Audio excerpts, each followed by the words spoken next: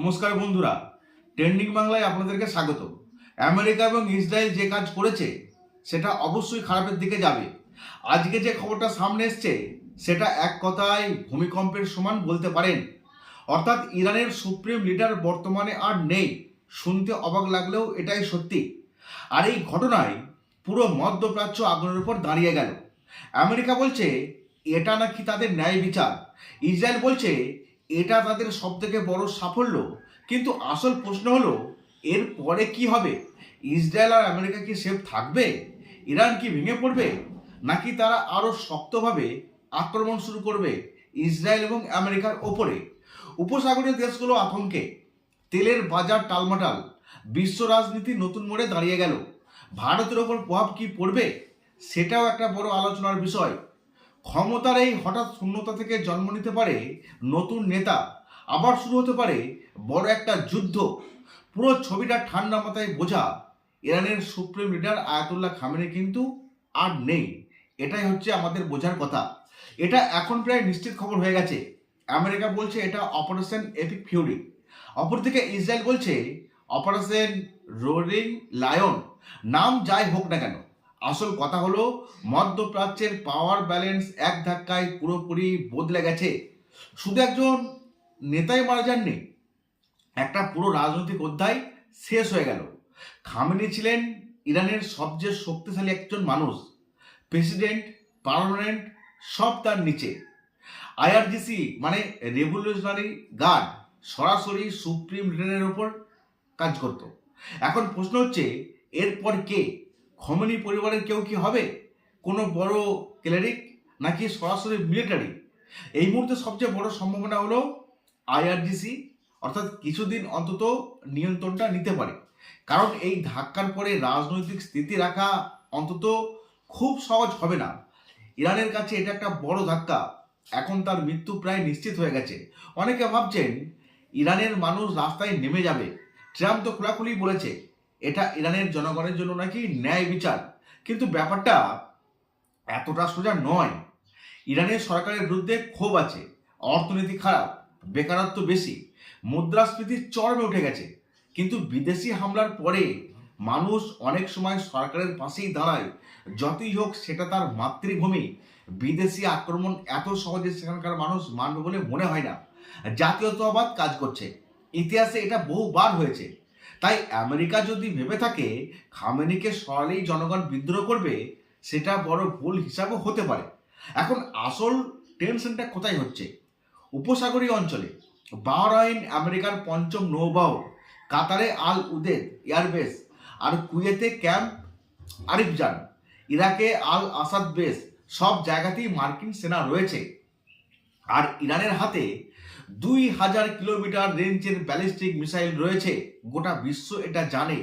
উপরন্তু তাদের underground missile city, মানে মাটির নিচে লুকানো বিশাল অস্ত্র ভাণ্ডার। আক্রমণের 1 ঘন্টার মধ্যেই তারা পাল্টা মিসাইল ছুড়েছে। এটা প্রমাণ করে তারা কিন্তু প্রস্তুত ছিল। মানে গোটা অঞ্চল এখন আগুনের উপর দাঁড়িয়ে গেল। দুবাইয়ের পাম জুমারায় মিসাইল পড়েছে, এটা কিন্তু কেউ ভাবেনি। দুবাই মানে স্টেবিলিটি, ইনভেস্টমেন্ট, বিলাসিতার একটা জায়গা। সেখানে যদি হামলা হয় তাহলে বুঝতেই হবে এটা কিন্তু সীমিত যুদ্ধ নেই। অর্থাৎ যেটা মনে করা হচ্ছে এই যুদ্ধের আকার আরো ভয়ঙ্কর দিকে যেতে পারে। এটা পুরো অঞ্চলকে টেনে নিচ্ছে। সৌদি আরবও চুপচাপ বসে নেই, তারা চাইবে ইরান দুর্বল হয়ে পড়ুক। কারণ ইরান দুর্বল মানে উপসাগরে সৌদির প্রভাবটা অনেকখানি বেড়ে যাবে। মধ্যপ্রাচ্যের নেতৃত্বে লড়াই বহুদিনের, সুন্নি বনাম শিয়া, সৌদি বনাম ইরান। এই সুযোগে সৌদি নিজেদের অবস্থান শক্ত করতে চাইবেই, এটাই হচ্ছে আসল কথা। সৌদি সব সময় চাইবে ইরান আরো দুর্বল জায়গায় যাক। এবার আসছি ভারতের প্রসঙ্গে। অনেকেই আতঙ্কিত যে তেলের দাম বেড়ে যাবে, সরবরাহ বন্ধ হয়ে যাবে। কিন্তু ভারত বহু বছর ধরেই তার দেশের কাছ থেকে, মানে প্রায় 40টা দেশের কাছ থেকে তেল কেনা শুরু করেছে। কৌশলগত তেল মজুত রয়েছে। তাই হরমুজ প্রণালী সাময়িক বন্ধ হলেও সঙ্গে সঙ্গে ধাক্কা লাগবে না। বরং যদি আমেরিকা ভবিষ্যতে ইরানের ওপর থেকে নিষেধাজ্ঞা তুলে নেয়, তাহলে ভারতের জন্য নতুন ব্যবসার সুযোগ তৈরি হতে পারে। চাবাহার বন্দরের গুরুত্ব আবারও অনেকখানি বেড়ে যেতে পারে। তবে ঝুঁকিও কিন্তু যে পুরোপুরি চলে যাচ্ছে তা নয়, ঝুঁকিও আছে। যদি যুদ্ধ অনেক বড় আকার নেয়, তাহলে বিশ্ববাজারে অস্থিরতা দারুণভাবে বেড়ে যাবে। গোটা পৃথিবী অস্থিরতায় ভুগবে, ডলার চাপের মুখে পড়তে পারে, শেয়ার মার্কেট কাঁপবে, তেলের দাম লাফিয়ে বাড়বে। ভারত যদিও নন অ্যালাইনমেন্টের নীতি ধরে রেখেছে, কাউকে সরাসরি শত্রু এখনো বানায়নি, তবুও বৈশ্বিক ঝড়ের প্রভাবে পুরো এড়ানো যাবে না। জওহরলাল নেহরুর এই নন অ্যালাইনমেন্ট পলিসি আজও প্রাসঙ্গিক বলেই মনে হচ্ছে। আমরা কারো পক্ষে দাঁড়িয়ে নিজেদের বিপদে ফেলেনি, এটাই সব থেকে বড় শক্তি। ভারত নির্দিষ্টভাবে কারো পক্ষে এখনো পর্যন্ত অবস্থান নেয়নি, ভবিষ্যতে নেবে কিনা সন্দেহ রয়েছে। আর সবচেয়ে বড় প্রশ্ন, ইরান কি আলোচনার টেবিলে আসবে, নাকি ডু অর ডাই লড়াই চালিয়ে যাবে তারা? যদি তারা টেবিলে আসেও, তাহলে আমেরিকার শর্ত মানতে হবে, নিউক্লিয়ার প্রোগ্রাম সীমিত করতে হবে, আঞ্চলিক প্রক্সি গ্রুপগুলোকে নিয়ন্ত্রণ করতে হবে। আর যদি না আসে, তাহলে আরও বড় হামলা হতে পারে। তখন হয়তো ইরানের সামরিক স্থাপনা, নিউক্লিয়ার সাইট সমস্ত কিছু টার্গেট হবে, আর ক্ষয়ক্ষতিও তাদের বেশি হবে। যতই হোক, একদিকে ইসরায়েল, একদিকে আমেরিকা, এই যৌথ শক্তির চাপে ইরান একটু হলেও কম শক্তি স্থানে রয়েছে, এটা তাদেরকে ভাবতে হবে। আরেকটা বিষয়, নতুন যেই নেতা হোক না কেন, তার মাথার ওপর সবসময় টার্গেট ঝুলেই থাকবে। সবাই জানবে আগের সুপ্রিম লিডারও সুরক্ষিত ছিলেন না, ফলে নেতৃত্ব দেওয়ার আগে বা নেওয়ার আগে দুবার তাকে ভাবতে হবে। হয়তো মিলিটারি শক্ত হাতে দমন করবে, হয়তো ভেতর থেকে রাজনৈতিক সংস্কারের চেষ্টাও হবে, কিন্তু পরিবর্তন আসবেই। কারণ এত বড় ধাক্কার পরে আগের অবস্থায় ফেরা এত সোজা নয়। খামেনির মতো নেতা ইরানকে আর কখনো পাবে, এটা মনে হয় না। তবে শেষ কথা হলো, এটা শুধু একজন নেতার মৃত্যু নয়, এটা মধ্যপ্রাচ্যের ভবিষ্যৎ নির্ধারণের মোড়। নতুন ভোরও হতে পারে, আবার অন্ধকারও নামতে পারে। যুদ্ধের আগুন ছড়ালে কেউ পুরো নিরাপদ থাকবে না। তবে একটা জিনিস পরিষ্কার, বিশ্ব রাজনীতির খেলা এখন আরও খোলা মাঠে আরম্ভ হয়ে গেছে। কে কত বড় চাল দেবে সেটাই দেখার বিষয়। আমরা নজর রাখবো, বিশ্লেষণ করব। পরিস্থিতি কিন্তু দ্রুত বদলে যাচ্ছে, আপডেট আসছে একের পর এক। সামনে কি আছে তা কিন্তু সময় বলবে। তবে পুরো ঘটনাকে শুধু একটা সফল অপারেশন বলে সেলিব্রেট করা খুব সহজ, কিন্তু বাস্তবটা এত পরিষ্কার নয়।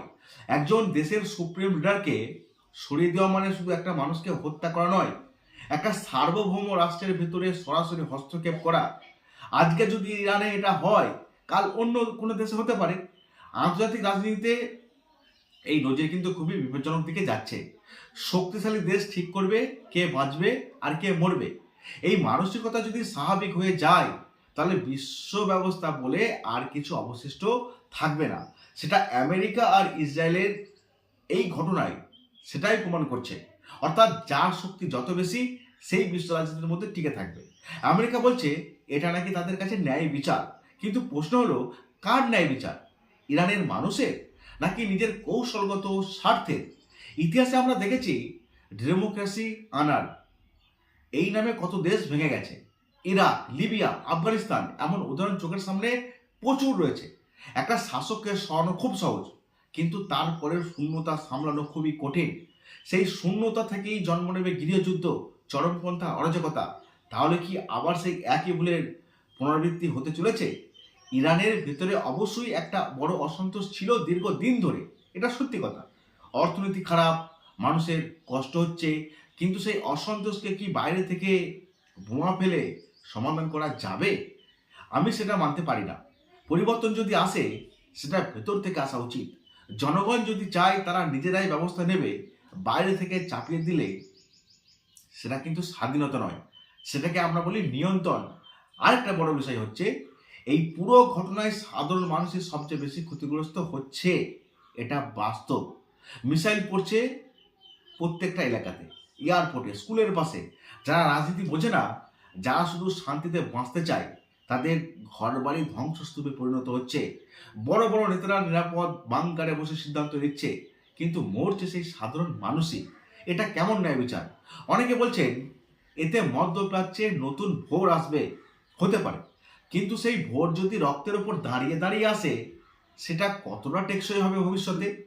ইরান দুর্বল হলে সৌদি শক্তিশালী হবে, এই হিসাবও চলছে। মানে এখানে মানবাধিকার নয়, আসল খেলা হচ্ছে ক্ষমতার। কে অঞ্চলটাকে শাসন করবে, কার প্রভাবটা বাড়বে, এই প্রতিযোগিতা এখন সমানে সমানে চলছে। জনগণের স্বার্থ সেখানে কোথায় রয়েছে? আসলে সবাই নিজের স্বার্থ বোঝে। আন্তর্জাতিক রাজনীতিতে স্বার্থটাই হচ্ছে মূল। একদিকে ইসরায়েল, একদিকে আমেরিকা আর সৌদি, ইরানের ওপর প্রচুর চাপ রয়েছে। এমনি তাদের নেতা মারা গেল।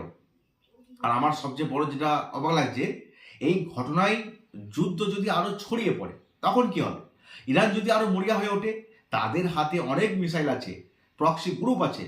একবার যদি সরাসরি বড় সংঘর্ষ শুরু হয়ে যায়, তাহলে সেটা কি শুধু ইরান আমেরিকার সীমার মধ্যে আটকে থাকবে, না পুরো উপসাগরীয় দেশগুলো জড়িয়ে পড়বে?